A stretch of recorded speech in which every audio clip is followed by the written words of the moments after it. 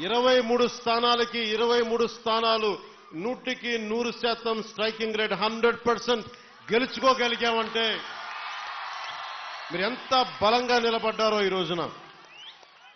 దేశం మొత్తం ఒక చరిత్ర అయింది. భారతదేశపు రాజకీయ చరిత్రలో ఇలాంటి అద్భుతమైన విజయం ఎవరు చూడల.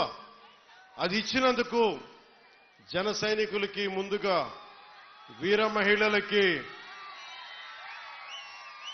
కూటమి నేతలందరికీ, కూటమి కార్యకర్తలందరికీ, అసలు జనసేన అనేది ఎందుకు మాట్లాడారంటే ముందుగా భయంతో ఉండిపోయాం. 2019 నుంచి 2024 వరకు భయంతో ఉండిపోయింది నేల. 5 కోట్ల మంది ప్రజలు కొద్ది మంది చేతిలో భయపడతారా?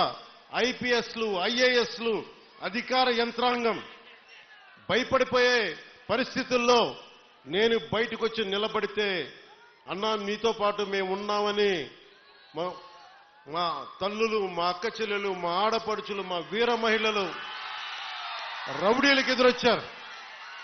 కేసులు పెట్టించుకున్నారు. అటెంప్ట్ మర్డర్ కేసులు కూడా పెట్టేశారు. ఇక జన సైనికులు మబ్బుల్లో పరిగెత్తే పిడుగులు లాంటి జన సైనికుల గురించి చెప్పక్కర్లా.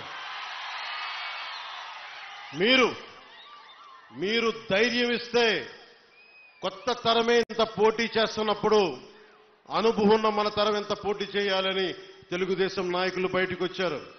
కేంద్రం మనకు అండగా ఉండి మనం ఎంకెంత బాగా పనిచేయాలని చెప్పి భారతీయ జనతా నాయకులు అందరం కలిపి ఈ రోజు వచ్చే 164 స్థానాల్ని బలంగా గెలుచుకొని, ఒకటే అన్నారు కదా మనల్ని, నువ్వు అసెంబ్లీలోకి ఎలా అడుగు పెడతావో మేము చూస్తాం.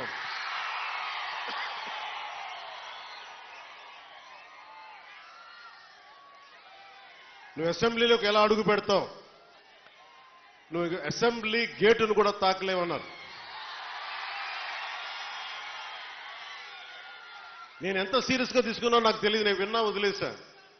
కానీ మీరు ఇచ్చిన విజయం పిఠాపురంలో మీరు చాలా సీరియస్గా తీసుకున్నారు. మా వర్మ గారు చెప్పారు, గేటు నెట్టుకొని రావడం కాదు, బద్దలు కొట్టుకొని వస్తాడు పవన్ కళ్యాణ్. మా వర్మ గారు చెప్పిన ఆ వ్యాఖ్యలే, ఆ ప్రొఫెసీయే నిజమైంది ఈ రోజున. మరి నాకు ఇంత ఘన విజయం ఇచ్చిన మీకు నేను ఎంత రుణగ్రస్తుని. కన్నీరు తొడవలేని అధికారం ఎందుకు, నేను ఎప్పుడు చెప్తా ఉంటాను. నేను మీకు కష్టమైన, క్లిష్టమైన పంచాయతీ రాజ్ శాఖనే తీసుకున్నాను. చాలా మంది